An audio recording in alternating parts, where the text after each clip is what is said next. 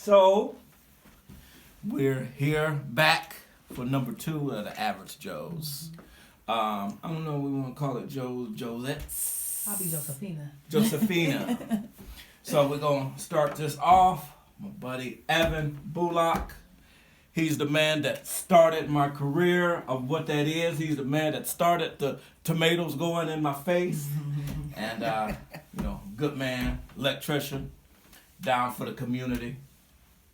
Graham Robinson.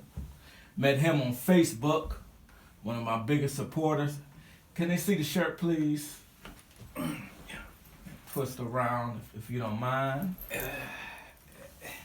All right, look at that. Won't he do it? Yes, he will. Graham Robinson, EC. What year you come out of? Shaw High School, class of 85. Get live, baby. All right. Get live. We got Thursday over there. Poet genius.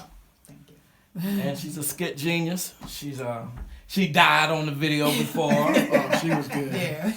Yeah. So this is called, what is the definition of a hater?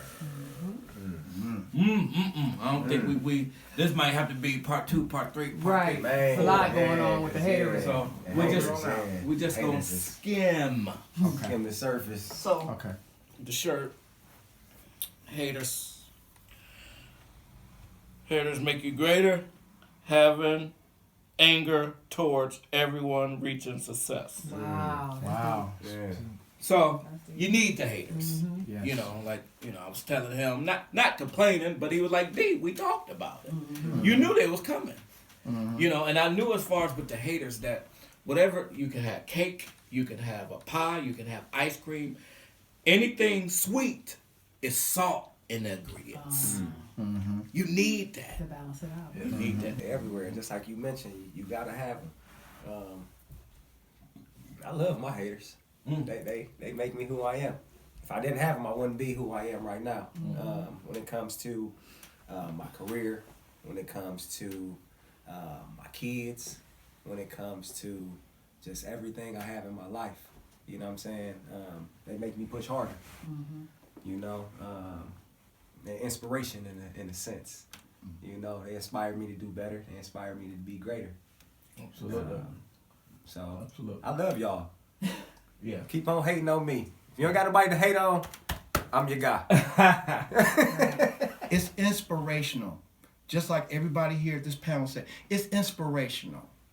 When you tell me I can't achieve it or I can't do it, I love the fact that this motto on the back of my shirt as a representation says, won't he do it? Because those who hate on me, you got to remember who loved me.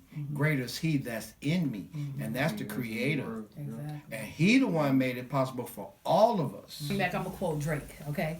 And he says, hate is jealousy and love at the same time. So usually when someone's hating on you because they love what you're doing, but they jealous in the same time. And I think that's breeded from the lack mentality. Because when you realize there's enough for everybody, you don't have to hate on anyone else. So you so worried about what that other person's doing and what they eating, you ain't even keeping your own plate full. So once we understand that we are a part of abundant world, when you talk about God represents abundance. So once we Yes. realize that there's enough for you, you can be a comedian, he can be a comedian, that can be a comedian. Stop hating on him because you see him doing things that you are afraid to do.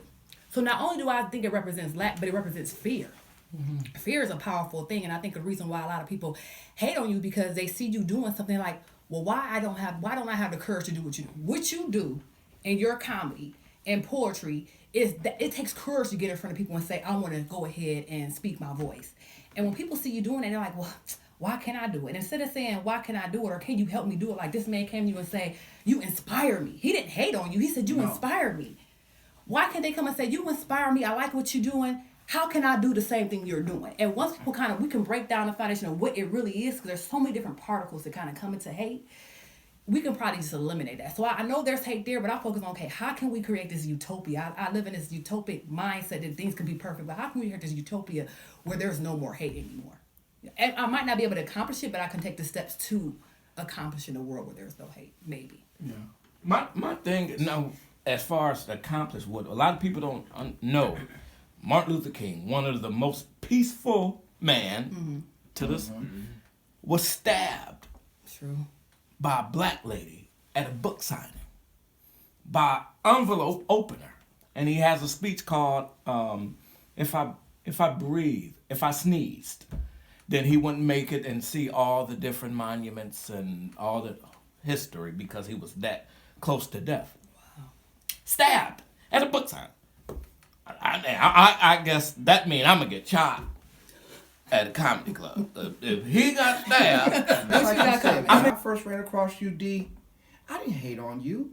Anything, you brought inspiration my way to say, hey, look, you can be a comedian too. Mm-hmm. There's no rivalry. There's no bitterness. The fact that you're willing to apprenticeship me or mentor me or guide me, and you allow other people to come and say, hey, G, if you want to be successful, here's my crew.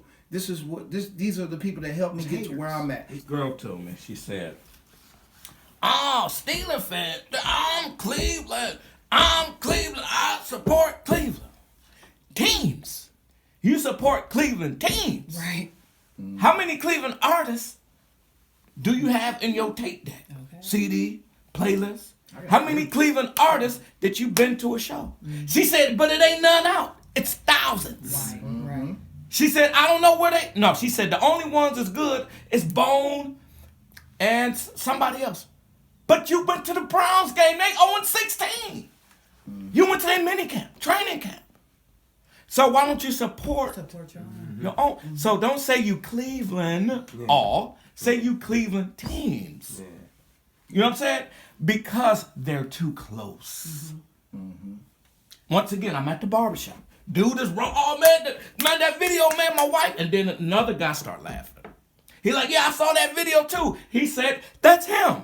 Dude looked at me and immediately stopped laughing. What is that with that as far as Cleveland people? We do not support each other. That's a huge thing. I mean, that's come from the hater in this post. I realize that we do not support our own. You go to Atlanta people support Atlanta. They don't have to like each other, but they're going to support each other. You go to New Yorkers supporting New Yorkers. They have their different boroughs, but they're going to support each other. In Cleveland, it's kind of like, "Oh, what you doing? Oh, I can do it better." Or, "I can't believe they doing that Crabs little in a barrel. show." Yeah, we you know, wanna that pull each other down. crab in a barrel Yeah. mentality. And it's like, We ain't do nothing to lift each other up. exactly. You know It's what I'm like saying? crabs pull other crabs down for survival.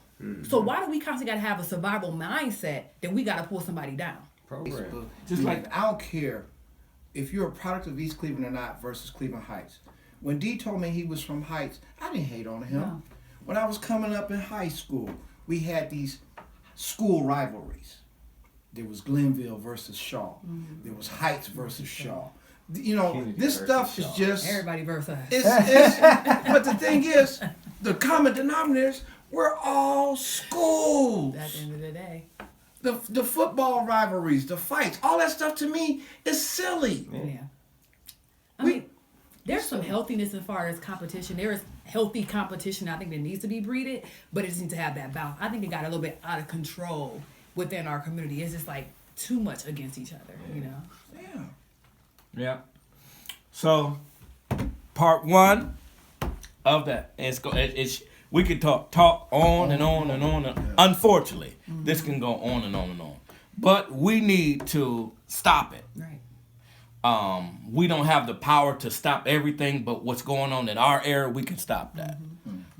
So, if you don't like poetry, don't come to her show. Still come. Please pay. No. See, that's that's me. I take the money. Just hate the audience. Don't come to mine. If you don't like your house wired correctly and you don't like the ministry, don't come to this church. If you don't like good tunes, old school, don't come while he DJing. And please, by all means, do not come to hell to my show. That goes for mamas, grandmamas, aunties, cousins, Babies. brothers, everything. It's all positive vibes. For real. We don't go to your child support court. We don't go on that pole until you get off the pole. We don't go on the streets and knock on that window and say, "Stop sucking the thing." We let you get your little $3. We go home. Peace.